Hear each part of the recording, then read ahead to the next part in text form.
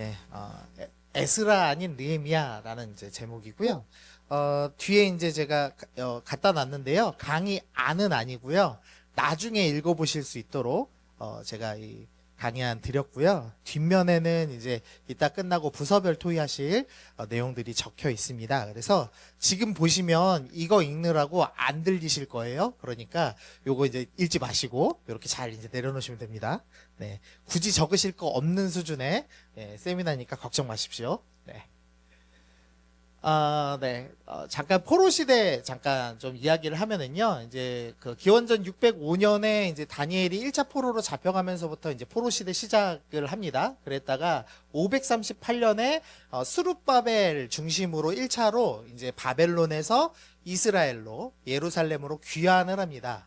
귀환을 해가지고 515년에 성전을 완공하죠. 그러니까 이전에는 우리가 하나님을 온전히 못 섬겨서 우리가 이제는 성전도 무너지고 우리가 쫓겨났었는데 하나님의 은혜로 다시 돌아왔다. 감사하면서 이제 우리는 하나님을 바르게 섬겨야지 하면서 이제 성전 제공하는 것을 완공하는 것을 끝냈습니다. 그리고 나서 한 60년 뒤죠. 기원전 458년에 2차로 에스라 중심으로 이제 귀환을 하게 됩니다. 에스라는 어떤 사람이냐면은요, 이 말씀 보시면 대제사장 아론의 16대 손입니다. 일단 집안이 좋습니다. 네, 보통 집안 아니고요. 대제사장의 가문입니다. 그러니까 아주 좋은 가문이죠. 근데 그 중에서도 또 이 에스라가 바벨론에서 올라왔으니 그는 이스라엘의 하나님 여호와께 주신 어떤 사람이라고 하는지 한번 빨간 글씨만 읽어보겠습니다. 시작. 모세의 율법에 익숙한 학자라고 되어 있습니다. 에스라는 일단 제사장 출신입니다. 제사장들은 율법을 달달 외우는 사람들이죠. 근데 그 중에서도 모세 율법에 익숙하다라는 표현을 받는, 그러니까 율법에 정말 정통한 사람입니다. 그런데 거기에다 또 학자라는 표현을 썼는데요. 이제 우리가 그냥 성경 쭉 읽으면은 이 사람은 율법을 공부한 사람이구나라고 이제 생각하기 쉽거든요. 근데 이제 그러면 좀 이상한 게 있죠. 학자로서 그의 하나님 여호와의 도우심을 입음으로 왕에게 구하는 것은 다 받는 자이더라. 율법을 아는 학자인데 페르시아 왕한테 부탁을 하면은 필요한 걸 다 준답니다. 이게 말이 안 되죠. 이거 하나님을 너무 잘 믿으니까 은혜 받았나 보다 이렇게 이제 생각하시기가 쉬운데 사실은 이 학자라는 표현은 그 페르시아의 그 관직 중에 하나입니다. 그러니까 이 사람은 어떤 사람이냐? 대제사장 가문이면서 율법에 아주 뛰어나면서 고위 공무원입니다. 좀 괜찮지 않나요? 예, 자녀가 이렇게 되면 좋겠죠? 네, 미국 고위 공무원인 겁니다. 지금으로 따지면 대단한 사람이죠. 이 대단한 사람이 이제 성전이 완공된 예루살렘으로 귀환을 합니다. 네, PPT가 안 넘어가는데 좀 도와주시면 좋겠습니다. 네. 네. 그랬는데 이 455년으로 추정하는데요. 어떤 일이 있냐면 에스라가 성벽 재건에 실패하는 스토리가 나옵니다. 물론 이제 대적자들 때문이지만 어쨌든 성벽 재건을 실패하는 일이 일어납니다. 무슨 이유인지 모르는데 성전도 완공됐고 모세 율법에 익숙한 이제 제사장이 왔으니 이제 하나님 말씀 안에서 정말로 은혜를 누리면서 살아갈 수 있을 것 같은데 이 에스라가 굳이 성벽을 재건하려고 시도를 했습니다. 그랬는데 성벽 재건에 실패하는 스토리가 성경에서 등장을 합니다. 그리고 나서 이제 다음 스토리가 이제 느헤미야에 나오는데요. 느헤미야가 성전도 완공됐고 모세의 율법에 익숙한 에스라가 있는 예루살렘 상황을 듣습니다. 뭐라고 이야기하냐면 큰 환란을 당하고 능욕을 받았다라고 이야기를 합니다. 성전이 잘 서 있고 좋은 목사님이 오시면 모든 게 해결될 것 같지 않나요? 우리 교회도 남서울 미랄교회도 건물 그럴싸하게 져놓고 2대 담임 목사님 오시면은 이제 교회 모든 할 일은 끝나는 거 아닌가요? 네. 네. 일부러 지금 다음 진행을 위해 이렇게 대답해 주신 겁니다. 우리 중등부 선생님이셔서. 네. 당연히 이걸로 해결될 것 같은데 해결되지 않더라는 겁니다. 에스라는 심지어 제2의 모세라는 평가를 받으면서 이 기간에 역대상과 역대하를 쓰고 말씀의 은혜를 충만하게 다하려고 했지만 그럼에도 불구하고 환난과 능욕이라는 상태에 놓였다라고 평가를 하면서 이 믿음의 사람들이 성벽을 굳이 재건하려고 했다라는 거죠. 그러면 이제 왜 성벽이 필요했는가? 성벽 재건 이후의 한 일을 보면 알 수 있겠죠. 성벽 재건 이후에 무슨 일을 했냐면 먼저는 귀향민 명단을 작성합니다. 그래서 이방인들하고 유대인들을 구별하죠. 세상 사람과 백성들을 구분하는 일을 성벽 건축 이후에 시도합니다. 그 다음에 이제 종교개혁을 시작합니다. 율법을 낭독하고 초막절 기념 예배를 드리고 회개하고 언약 갱신을 하는 이제 다시 은혜를 회복하는 시간을 갖습니다. 그리고 이제 제사장들, 레위인들 제도를 확충하고 그 다음에 이제 성전에 이방인들이 살고 있었는데 개혁하고 안식일 개혁하고 결혼 개혁하는 뭐 이런 스토리로 진행이 됩니다. 무슨 말씀 드리는 거냐면 성전 건축만으로 완전하지 않았다는 겁니다. 성전도 있고 위대한 사역자 있다고 해서 사역이 끝나는 게 아니더라는 겁니다. 그럼 뭐가 필요하냐? 성벽이 필요했다는 거죠. 성벽이 있어야지만 개혁이 완성됐다라는 겁니다. 그러면 우리가 각 부서가 또 우리 미랄교회가 이제 건물도 그래도 잘 갖춰져 있고 목사님도 잘 오셨는데 이것에서 끝나지 말고 우리는 어떤 성벽을 쌓아야 되는가, 또 우리 부서는 어떻게 나아가야 되는가에 대해서 한번 좀 고민을 해보려고 합니다. 자연적 교회 성장이라는 제목을 지었는데요. 여기는 어디냐면요, 저희 그 합신 학교입니다. 제가 왜 이 얘기를 드리냐면 요 성장자만 들으면 이 알레르기 반응이 오시는 분들이 있어요. 아니, 예수님 잘 믿고 은혜만 받으면 되지 굳이 성장을 해야 돼? 막 이러실 수가 있어서 제가 요거 이상한 거 아닙니다 설명드리는 겁니다. 혹시 이분 기억나시나요? 예, 지난번 오셨던 김명호 목사님, 그 저희 학교 교수님이시거든요. 그래서 제가 수업을 듣는데 이제 이 자연적 교회 성장이라는 걸 가지고 이제 강의를 한 학기를 쭉 하셨어요. 그래서 그 내용을 지금 정리해 놓은 겁니다. 이상한 거 아니다, 이 설명을 드리는 건데요. 이제 이 김명호 목사님이 이 국제재단 훈련원, 어제 오셨던 우리 양승원 목사님도 이 국제재단 훈련원 사역을 하셨는데, 오카남 목사님 계실 때 제자 훈련으로 이제 교회들을 좀 도와야 되겠다 해서 국제재단 훈련원을 만들고, 요 목사님은 이제 대표님으로, 쉽게 말하면 사장님으로 계셨고, 이제 양성호 목사님 이제 사역하시는 동역자로 같이 계셨어요. 그러면서 이제 요 책에 대해서 이제 처음 접하게 됐습니다. 요 자연적 교회 성장이라는 엄청 이 디자인이 좀 소위 허접하죠. 도대체 왜 이렇게 만들었는지 모르겠습니다. 여기 왜 부루마블 같은 거 넣어놓고, 일단 디자인에 실패했고, 이 제목에서 성장이라는 단어에 한국 교회가 경기를 일으켜갖고 사실 많은 사람들이 읽지 않았어요, 이 책을. 근데 이 책에 이 추천사를 누가 썼냐면 오카는 목사님이 쓰셨어요. 제가 좀 읽어드릴게요.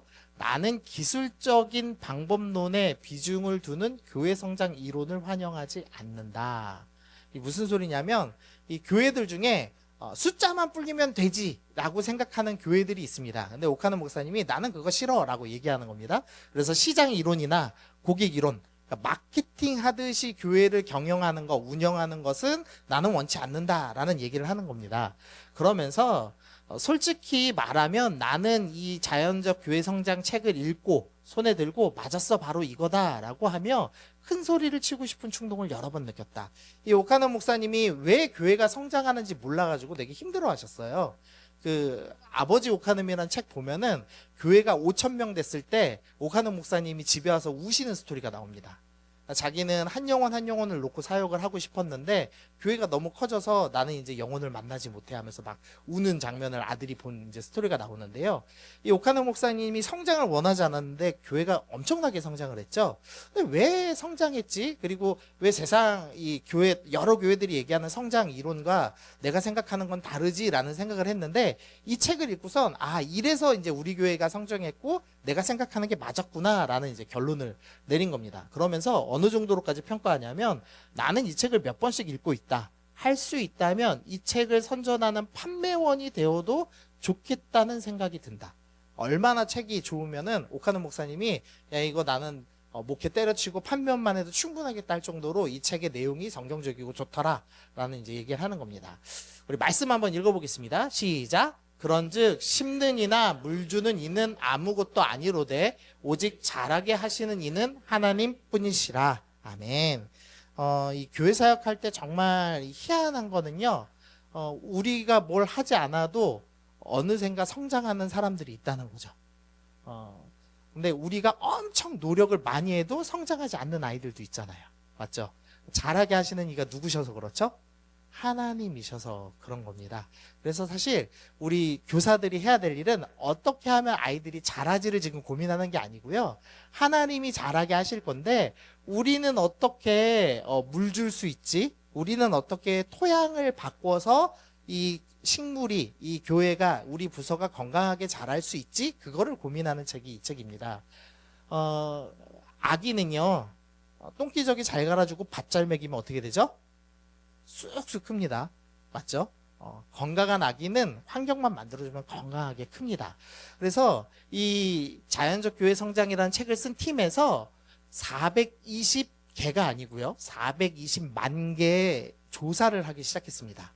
이 교회는 어떻게 해서 건강하게 성장했지? 이 교회는 뭐가 부족해서 성장하지 못했지? 이거를 쭉 조사를 한 겁니다. 그래서 건강하게 성장하는 교회의 공통 요소 8가지를 확인했는데요. 그게 지도력, 사역, 영성, 조직, 예배, 소그룹, 전도, 관계 이 8개 영역을 놓고 이래야지 교회가 하나님의 은혜 안에서 자연스럽게 그리고 성경적으로 건강하게 성장하는구나 라는 것을 발견을 했습니다. 그래서 그것을 이제 한번 좀 나눠보려고 합니다.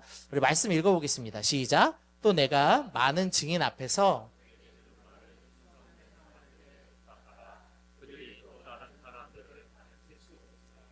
아멘. 디모데는 사도 바울은 위대한 사람이죠. 사도 바울은 신약의 3분의 2 가까이를 기록한 사람이고요. 누구보다도 학식이 높고 뛰어난 사람이었습니다.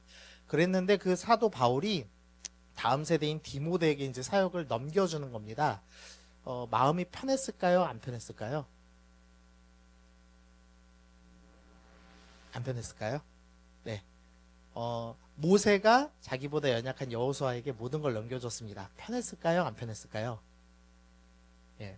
쉽진 않죠. 마음은 불편하죠. 그러나 왜 넘겨줄 수 있는 거죠? 예. 잘하게 하시는 이가 누구니까?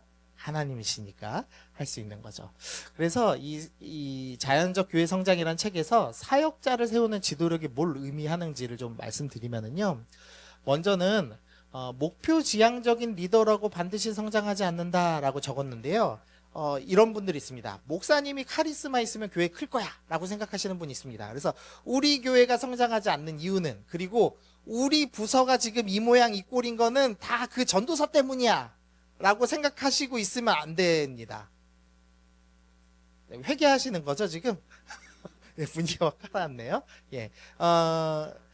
그래프 하나 보여드리면은요. 여기 지금 이제 주황색은 쇠퇴하는 교회입니다. 그리고 이 왼쪽에 있는 건 성장하는 교회입니다. 보시면 목표 중심적 리더가 있는 교회는 쇠퇴하는 교회나 성장하는 교회나 별로 지수의 차이가 없습니다. 무슨 소리냐면 카리스마 있고 목표 지향적인 목사님이 있다고 해서 교회 성장에는 큰 영향이 없더라는 겁니다. 그러면 이제 뭐에 영향력이 있냐? 협력 중심적인 목사님이나 관계 중심적인 목사님, 리더들이 서 있으면 교회가 성장하는 교회일 확률이 더 높더라라는 이 연구 결과가 나온 겁니다. 그래서 우리가 자꾸 목사님이 카리스마가 부족해, 이제 그건 이제 멈추셔야 됩니다. 네, 이재한 목사가 ENFP의 갑자기 목사님 이름도 생각 안 나네요. 전성우 목사님. 저랑 공부를 3년 가까이 같이 했는데 까먹었습니다. 죄송합니다. 전 목사님보다 레크리에이션 인도를 못해서 중등부가 안 되는 게 아니죠. 아멘. 네. 네. 중등부 선생님들이 아멘 안 하시네요. 네. 네. 그래서 목표 지향적인 리더가 중요한 게 아닙니다. 그럼 뭐가 중요하냐? 관계 중심, 사람 중심, 팀 사역 중심의 리더가 교회를 세우더라는 겁니다. 우리가 이제 우리 부서들을 어떻게 성장시킬 것인가, 뛰어난 목사님이 오는 게 중요한 게 아니라 우리가 팀 사역 그리고 관계 중심적인 사역으로 사역을 재편해야 건강하게 우리가 성장할 수 있더라는 거죠. 그리고 두 번째로요. 세 번째로 리더가 정기적으로 외부 도움을 받는다. 이 건강하게 성장하지 못하는 교회들의 특징, 그런 부서들의 특징은 폐쇄적입니다. 남들이 어떻게 하든지 상관없이 우리는 작년에 이렇게 했어요 라고 얘기하는 부서는 성장하지 않습니다. 리더도 마찬가지고요. 그래서 외부의 도움을 받아서 다른 데는 어떻게 하지? 우리가 부족한 건 뭔데? 이 부서는 이걸 너무 잘해. 다른 교회는 저걸 너무 잘해 해서 도움을 받는 교회들이 성장하더라는 겁니다. 그래서 이거 보시면은 양적 성장이죠. 여기 높은 질적 특성 무슨 소리냐면 정기적으로 외부의 도움을 받는 교회들이 이만큼 다른 특성을 가진 교회들보다 더 성장을 잘 하더라는 겁니다. 그래서 혹시나 우리가 폐쇄적인 생각으로 이전 거 그대로 해요라고 하고 있다면 성장하지 않는 거고, 그런 리더들이 군림하고 있으면 건강한 공동체가 안 되더라는 거죠. 자, 네 번째로 평신도가 조력자가 아니라 사역의 주인으로 세우는 교회. 아까랑 동일합니다. 목사님이 사역을 주도적으로 하면은 성장하기 어렵습니다. 뭐 해야 성장하죠? 팀 사역해야 성장합니다. 그러니까 선생님들 중심으로 뭉쳐가지고 활발하게 활동하는 부서가 더 잘 성장하더라는 겁니다. 그래서 스트라이커 같은 그 뛰어난 목사님이 오면 오히려 이제 지체되는 현상을 보여줍니다. 그래서 제가 이렇게 써놨는데요. 사역자는 감독입니다. 가끔 이렇게 사역자들 중에 자기가 모든 걸 다 해야 되는 사역자들이 있어요. 그러면은 처음엔 참 좋습니다. 내가 이제 일 안 해도 되겠다. 저 젊은 목사가 다 할 거야 생각하시잖아요. 6개월 안에 지칩니다. 그리고 부서가 목사님은 너무 활발하고 막 텐션도 너무 높은데 교회는 자꾸 처지는 느낌을 받게 되죠. 건강하지 않은 모습인 겁니다. 그래서 누가 스트라이커가 돼야 되냐? 성도님들이 스트라이커 되셔야 됩니다.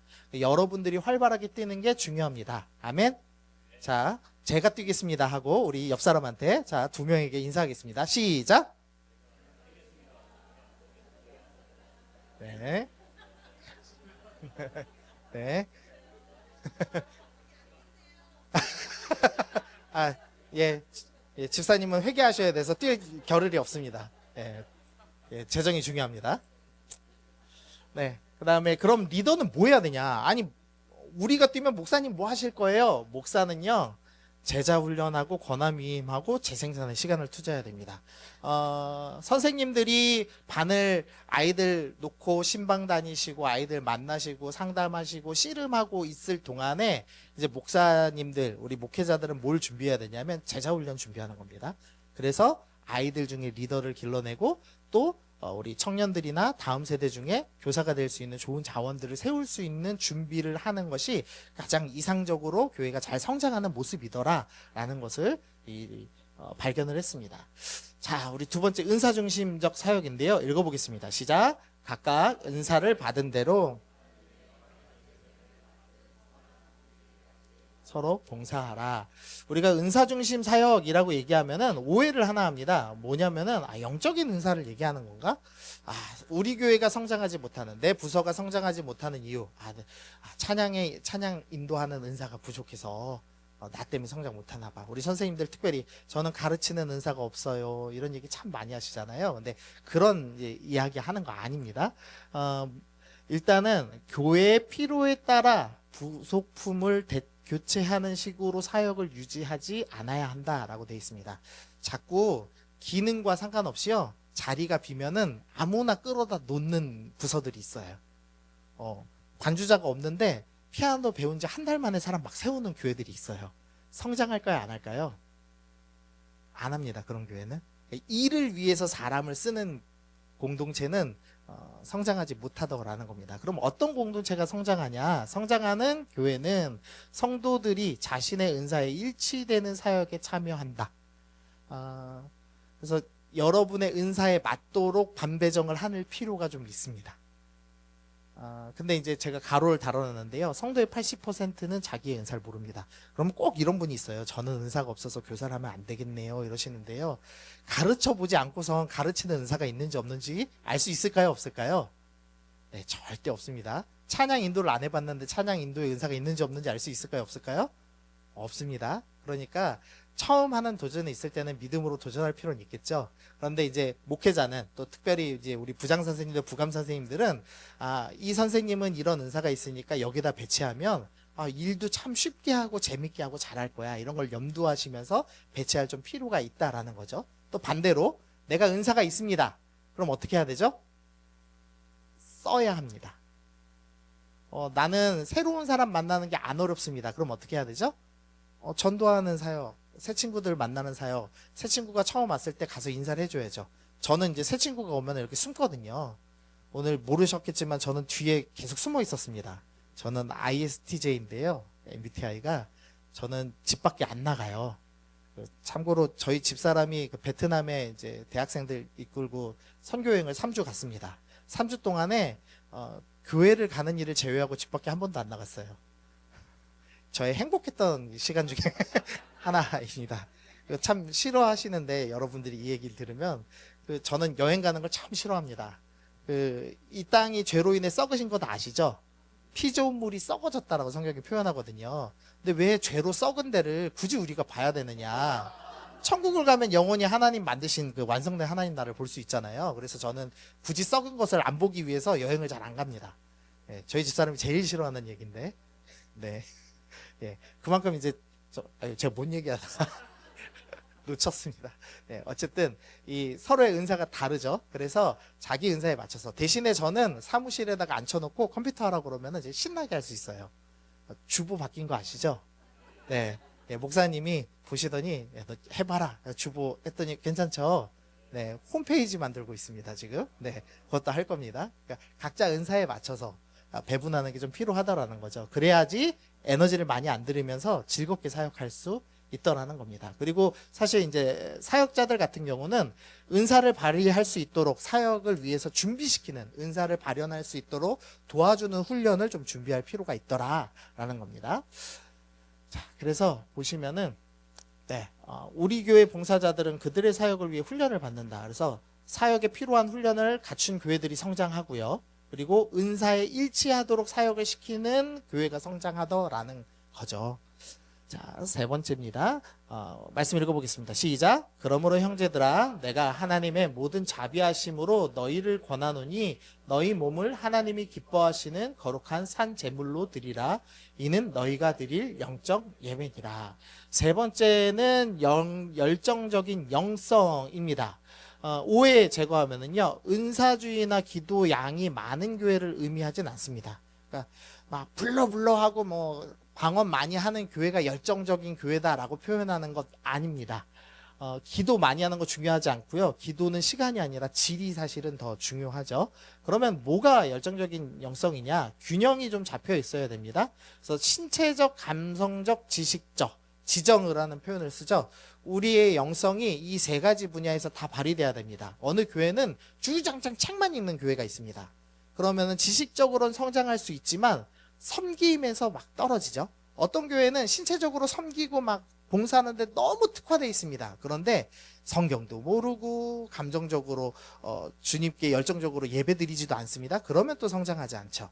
자, 우리 부서는 어떠신가요? 우리 부서는 너무 지식적이야. 물론 중등부는 예외입니다. 중등부는 모든 면에서 힘듭니다. 네, 각자마다 우리 부서의 특유의 분위기 있으시죠? 그래서 균형 잡힌 영성이 발휘되지 않는 모습이 분명히 있을 겁니다. 그러면 우리 부서는 어떻게 해야지 이 부분을 좀 메울 수 있지를 좀 고민할 필요가 있죠. 그리고 기쁨과 열정을 가지고 열성적으로 사역을 해내고 있는지 고민해야 됩니다. 선생님들이 열정적으로 사역하지 않으시면은 우리 아이들이 열정적으로 예배를 드릴 수 있을까요? 없을까요? 없습니다. 선생님들이 찬양하지 않으시면 아이들이 찬양할까요? 안 할까요? 안 합니다. 여러분의 예배 모습이 아이들의 예배 모습입니다. 그래서 제가 사실 그 사역을 하면서 부모님들 신앙을 기가 막히게 맞출 수 있어요. 저는 이제 청년 사역 많이 했는데 청년들이 어떻게 예배 드리는지를 보면 그분의 영성을 맞출 수 있어요. 저분은 보이기와는 다른 신앙을 갖고 있을 수도 있겠구나 라는 분들이 좀 발견되기도 하죠. 그러니까 우리가 먼저 열정을 좀 회복하고 이 균형 잡힌 영성을 가지고 좀 나아갈 필요가 있습니다.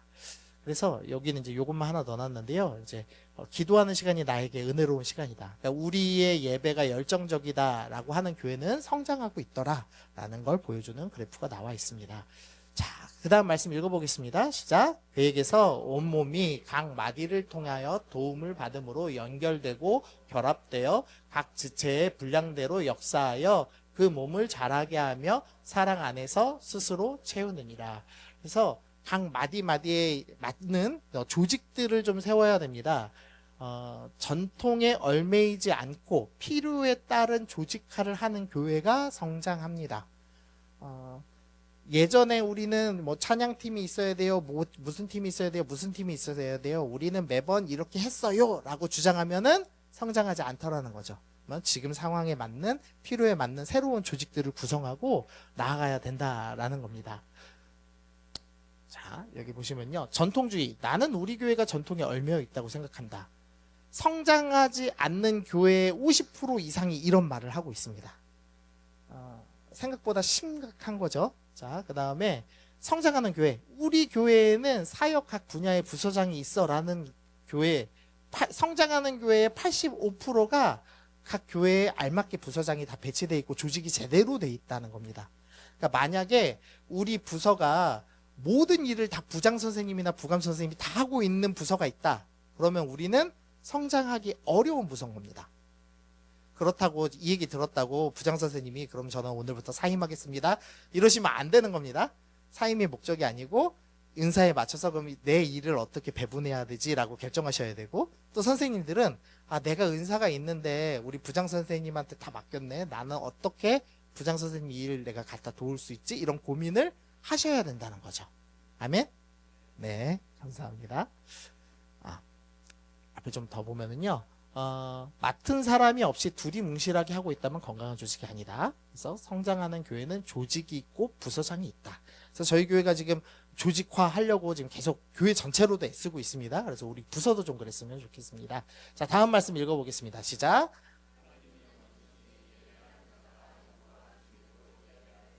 네, 5번째는요, 영감 있는 예배입니다. 근데 예배의 방식은 의외로 중요하지 않았습니다. 무슨 소리냐면, 이 전통적인 예배라고 해서, 전통적인 예배, 우리가 뭐 찬송가 부르고, 우리 일부 예배 보시면 찬송가도 많고 순서 되게 많잖아요.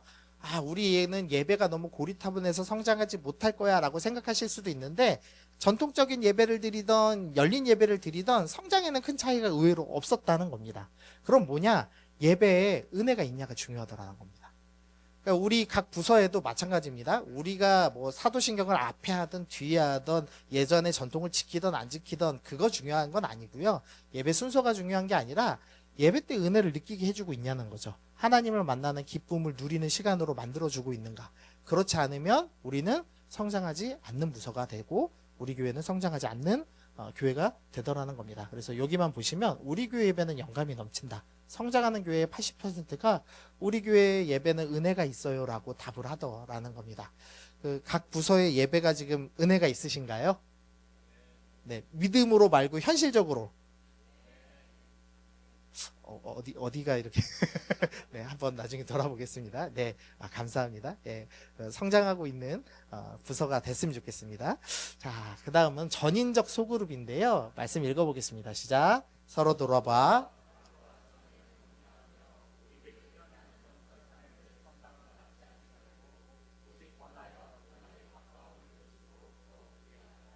네, 이게 참 중요합니다. 일단은요, 전인적 소그룹은 작은 규모로 하는 성경 공부는 아닙니다. 소그룹이니까 작은 단위로 모여서 성경 공부하면 그게 소그룹이지라고 많이들 생각하시는데, 그거는 여기서 얘기하는 소그룹이 아닙니다. 전인적 소그룹은요, 삶을 나누는 소그룹을 의미합니다. 그러니까 우리 부서로 따지면 중등부가 이제 설교를 들었습니다. 그리고 이제 반별로 모임을 시작합니다. 반별로 모임 시작하자. 자, 우리 모임 시작하자. 자, 1번 읽어봐, 2번 읽어봐, 3번 읽어봐. 그래, 말씀이 너무 은혜롭지? 아멘, 다음 주에 만나자 하고 성경 공부만 하고 삶을 전혀 나누지 않은 채 보내면 어떻게 되는 거죠? 소그룹이 있다고 해서 성장하지 않더라는 거죠. 반드시 소그룹은 삶을 나누는 소그룹이 되어야 합니다. 혹시 아이들하고 삶을 나누고 계신가요? 네. 아멘도 있고 아까는 되게 은혜 소리가 컸는데 갑자기 확 죽었습니다. 네, 삶을 나누는 소그룹이 되어야 됩니다. 처음에는 좀 아이들이 어색할 수 있어요. 그러면 어떻게 해야 되죠? 본을 보여야죠. 본을. 내가 먼저 살고 목사님 지난주 설교 들었는데 우리 이거 공부했잖아. 내가 이렇게 살아봤어. 근데 진짜 어렵더라. 그러니까 승리한 스토리 말고 실패한 스토리 나눠도 괜찮습니다. 진짜 어렵더라 라고 얘기하셔도 아이들이 반응합니다. 계속하면. 그리고 아이들의 삶을 나눌 수 있게 해줘야 되잖아요. 그러면은 아이들이 뭘 좋아하는지 알고 이야기하셔야죠. 맞죠? 저는 저의 인생의 목표가 하나 있습니다. 저희 인생의 목표는 저희 딸 이서연을 전도하는 겁니다. 지금 9살이거든요. 10살? 예수님 안 믿는다는 건 아니에요. 교회 다닙니다. 교회 다니는데, 이 아이가 20살이 넘어서도 자기 스스로 삶을 고백하게 하려면 내가 어떻게 이 아이와 관계를 하고, 이 아이의 마음을 열어야 될까가 저의 이제 삶의 고민이에요. 가장 중요한 일 중에 하나잖아요. 사실 자녀 전도가. 그래서 제가 뭘 하냐면, 아이의 관심사에 저도 관심을 갖습니다. 예를 들면은 아이가 게임을 좋아하면은 아이랑 같이 게임을 합니다. 슈퍼마리오 3D 월드를 깼습니다. 네, 별의 커비도 깼습니다. 마인크래프트 게임도 같이 합니다. 뭐 그렇다고 게임 많이 하는 건 아니에요. 근데 아이의 관심사가 뭔지 체크할 수 있어야 된다는 거죠. 지금 유년부 사역을 하시는데 제가 지금 말씀드린 단어가 뭔지 하나도 모르겠다. 슈퍼마리오, 별의 커비, 마인크래프트를 모르겠다 하시면 회개하셔야 됩니다. 심각한 겁니다. 네. 그리고 우리 중고등부는 뭐 아셔야 되죠? 아이들 좋아하는 아이들이 있어요. 우리 반에 BTS 매니아가 있으면 BTS 네가 좋아하는 데서 내가 곡 들어봤더니 이거 참 좋더라 하면서 이 아이의 삶을 이끌어내시는 연습이 필요합니다. 그래야 건강한 공동체를 만들 수 있습니다. 자, 어느 정도로 소그룹이 중요하냐면요. 이게 좀 읽어보시면 성장하는 교회는 예배에 출석하는 것보다 소그룹에 속하는 것이 더 중요하다라는 질문에 예스라고 답했다. 이거 좀 이제 잘 이해하셔서 들어야 됩니다. 예배 드리는 것보다 소그룹이 더 중요해라고까지 얘기하는 교회가 성장하더래요.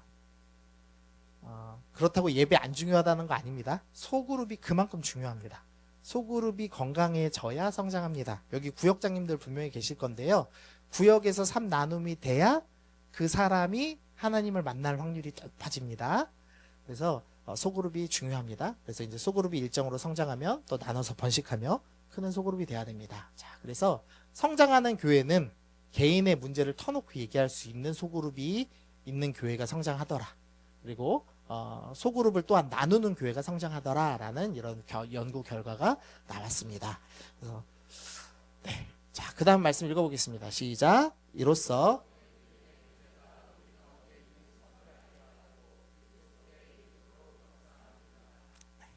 믿음의 교제가 필요한데요. 여기서 이제 필요 중심의 전도를 다룹니다. 성장하는 교회나 쇠퇴하는 교회 모두 불신자들과의 접촉하는 빈도의 수는 차이가 없다. 아주 희한한 결과예요. 우리가 보통은 불신자들하고 많이 접촉해야 전도가 잘 되지라고 생각하시잖아요. 근데 420만 개를 조사해 봤더니 불신자랑 많이 접촉하든 덜 접촉하든 의외로 성장에는 큰 연관성이 없다는 걸 발견한 겁니다. 그러면 어떤 교회가 성장하냐? 전도의 은사 받은 사람들을 잘 세우고 불신자들의 문제와 필요에 채우는 데 접근하는 교회들이 성장하더라는 겁니다. 제가 청년부 사역을 할 때 성장하는 핵심 비결 중에 하나는요. 처음 온 사람과도 대화를 쉽게 할 수 있는 사람을 리더로 세웁니다. 그래서 전도소 그룹을 맡깁니다. 그러면은 저는 새로운 사람을 보면 숨잖아요. 그런데 그 친구는 가서 인사를 나누거든요. 안녕하세요. 어디서 오셨어요? 이러거든요. 그래서 제가 한 명을 딱 세워놨어요. 그 작년해에 등록을 한 명도 안 한 교회입니다. 근데 그 다음에 이 밝은 친구, 어려워하지 않는 전도의 은사를 가진 친구를 세워놨습니다. 15명 이상이 정착했어요. 정말 희한하더라고요. 근데 그 친구가 뭐 그렇다고 실제로 나가서 전도를 하냐 그런 거 전혀 아닙니다. 그냥 와서 새로운 친구가 있을 때 인사하고 대화하는 수준의 정도의 은사만 있는데도 엄청난 성장을 하더라고요. 그래서 혹시나 선생님들 중에 나는 새 친구가 안 어려워. 그리고 우리 뭐 예를 들면 중고등부 같은 경우에 나는 중2병이 걸린 친구도 두렵지 않고 떠들 수 있어. 이런 분들이 있다면 제가 해보겠습니다. 이제 하시는 거죠. 뭐 중등부 같은 경우는 중2들한테 그런 선생님들을 배치하시는 거죠. 고등부 같은 경우는 고1에 배치하시는 거고, 그런 식으로 좀 전략적인 배치가 좀 필요하더라는 겁니다. 그리고 우리 부서는 뭘 해야 되냐면 불신자의 실제적인 필요에 관심을 가져야 합니다. 보통 우리가 이제 자꾸 착각하는 거는 친구가 없으니까 친구를 줘야지 생각하죠. 물론 이제 친구 주는 건 중요한 일입니다. 근데 친구가 없어도 이 아이들한테 진짜 필요한 게 있습니다. 뭐가 필요하죠? 진짜 필요한 거? 아이들 인생이 제일 중요한 거. 예수님이 필요하죠. 그리고 그 예수님에 대해서 나누고 예수님에 대해서 이야기를 들을 수 있는 멘토가 필요하죠. 그러니까 여러분들이 그거는 주실 수 있잖아요. 여러분들이 다른 건 몰라도 예수님이 어떤 분이신지 소개해 주실 수 있잖아요. 그래서 실제적인 필요를 주는 게 더 중요하다. 그래서 내가 이 아이하고 이재한 목사처럼 게임은 같이 못할지 몰라도 내가 이 아이하고 같이 차분하게 사랑을 나눠주고 예수님이 어떤 분인지 내가 받은 은혜는 내가 듣든지 안 듣든지 얘기해 줄 수 있지 하시면서 포기하지 아니하고 전도하시고 접촉하실 필요가 있다라는 거죠. 자, 마지막 8번째입니다. 자, 시작. 내 계명은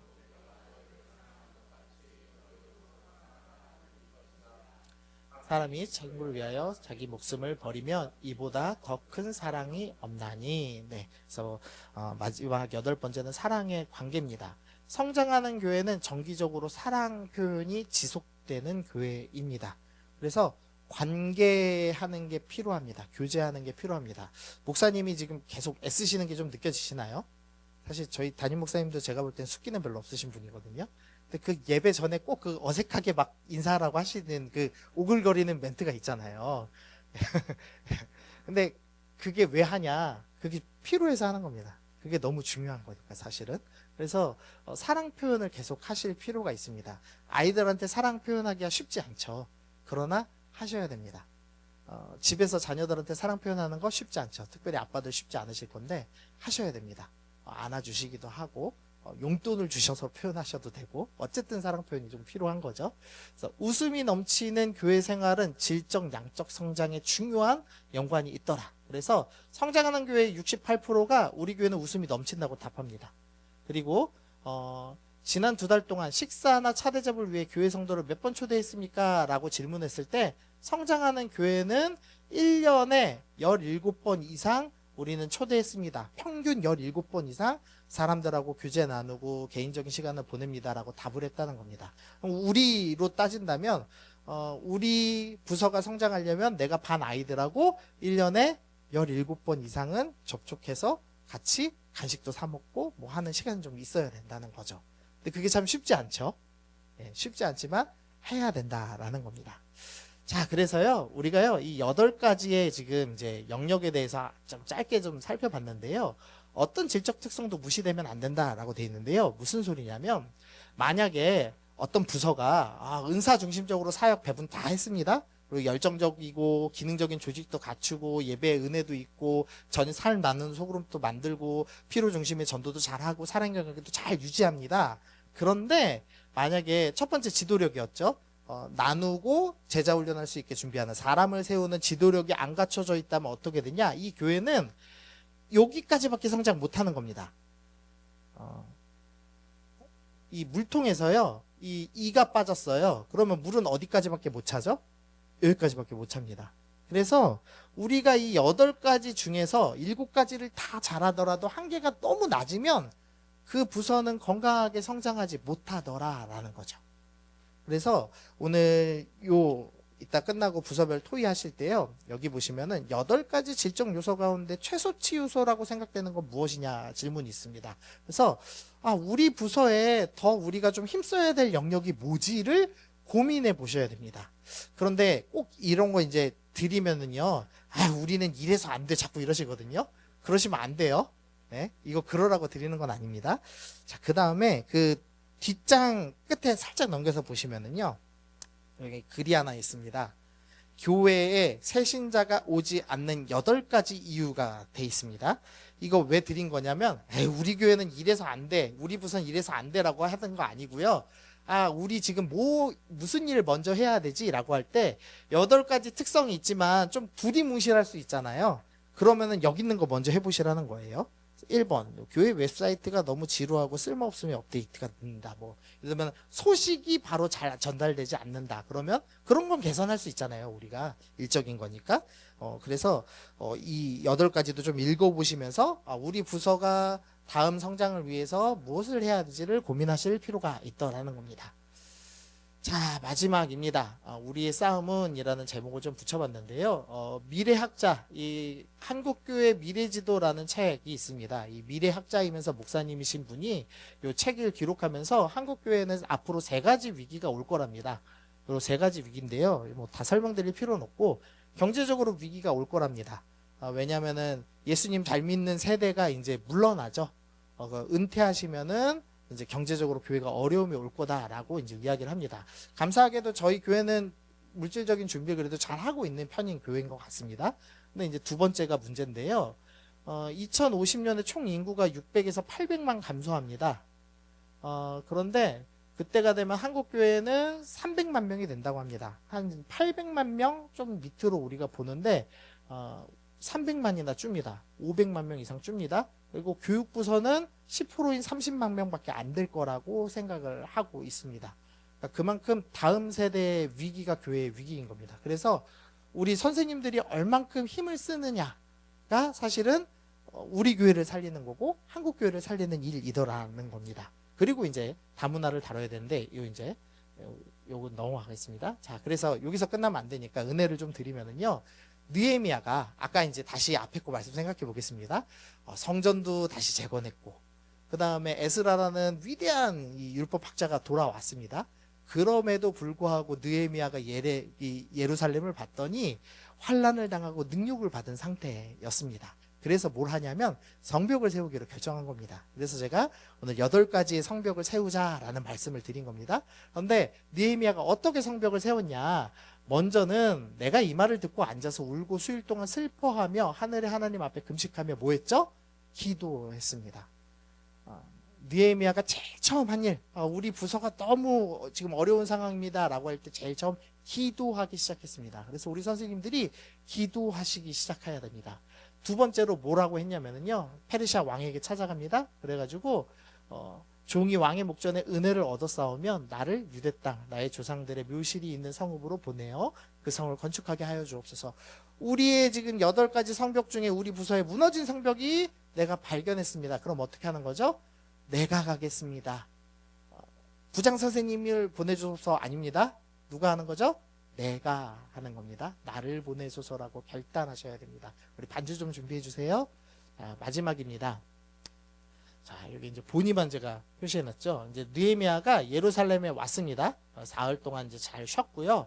그 다음에 아무에게도 말하지 않고 밤에 일어났습니다.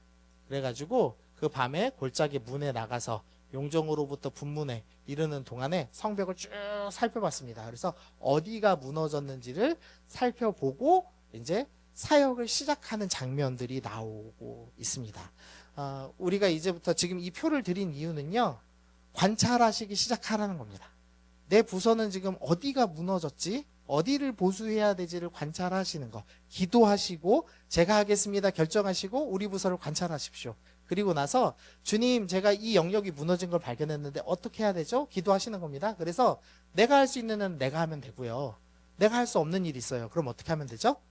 사역할 수 있는 동역자를 찾아내시면 되죠.